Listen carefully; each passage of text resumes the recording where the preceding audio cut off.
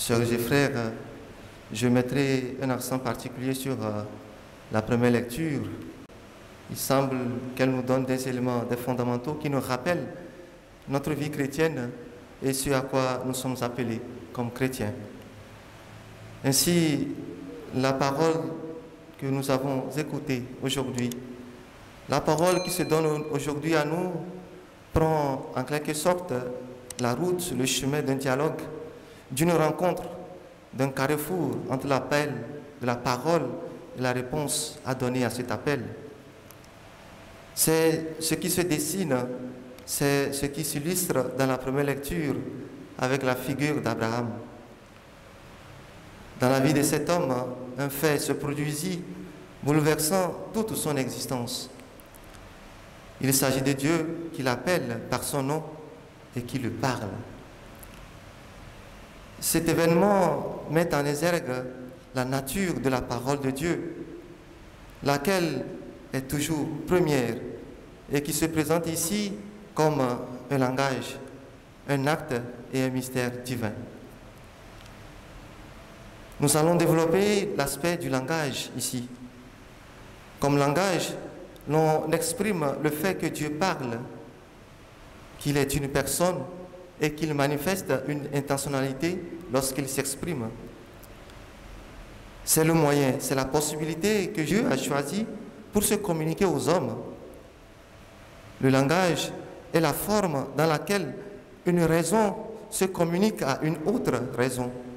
Une personne communique sa personne à une autre personne.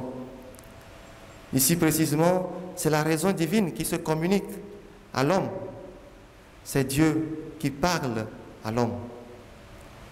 La parole n'est donc pas un phénomène irrationnel, mais rationnel, puisque c'est une parole qui vient d'une raison et qui s'adresse à notre raison.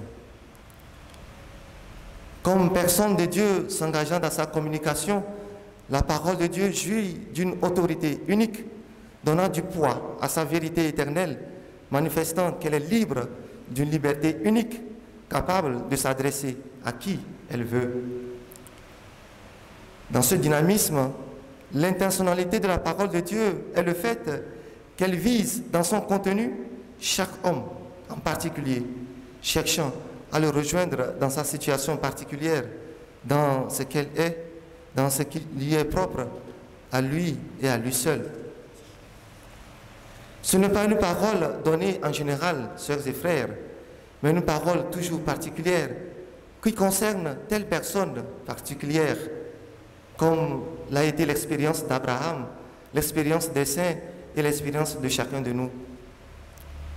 Quand la parole est donnée, elle est donnée à chacun de nous. Chacun reçoit cette parole dans la situation existentielle où elle se trouve. Et c'est comme cela que nous pouvons donner une réponse authentique à l'appel de la parole qui nous est adressée aujourd'hui. La question que nous pouvons nous poser aujourd'hui, c'est comment ou quelle est ma disposition ou comment est-ce que je me dispose à écouter la parole que Dieu me donne aujourd'hui. Qu'est-ce que Dieu attend de moi tout au long de cette journée? Sœurs et frères, la réponse à ces questions nécessite l'autre versant ou l'autre face du langage.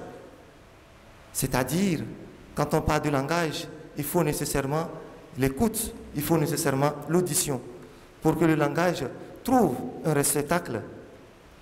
Ainsi, le langage est en corrélation avec l'audition, l'écoute, la compréhension, l'obéissance. Dans un ordre divin, nous dirons tout simplement que le langage de Dieu appelle nécessairement la foi. C'est l'homme qui croit, l'homme qui a la foi, qui est capable d'entendre le langage de Dieu, de le comprendre et en donner ressort de lui obéir. On peut même dire que c'est le croyant qui est capable de se laisser apostropher par la parole de Dieu.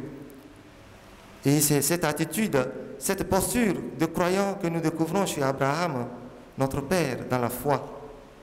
La parole s'est adressée à lui de façon particulière, avec son contenu particulier, fait d'appels et de promesses. Abraham, comme croyant, s'est disposé à écouter et à obéir. Il ne s'est pas dérobé. Et il me semble qu'ici, Abraham a fait l'expérience de la bonté de Dieu dans sa vie, puisqu'il n'a pas donné une limite à la parole qui s'est offerte à lui. Et il me semble ici pour Abraham, il a laissé toute la parole de Dieu prendre une place chez lui. La parole a pris toute la place chez lui.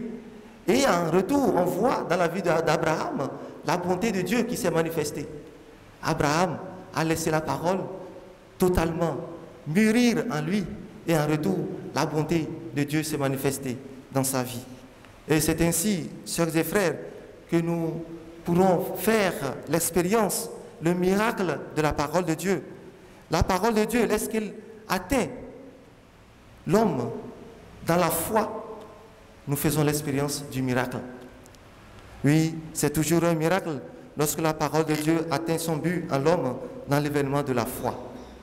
Alors aujourd'hui, nous devons demander sans cesse la grâce de l'écoute, la grâce de la compréhension de la parole, la grâce de l'obéissance, en suppliant le maître du langage d'être aussi celui-là qui nous amène pas à pas à comprendre son évangile, à comprendre sa parole.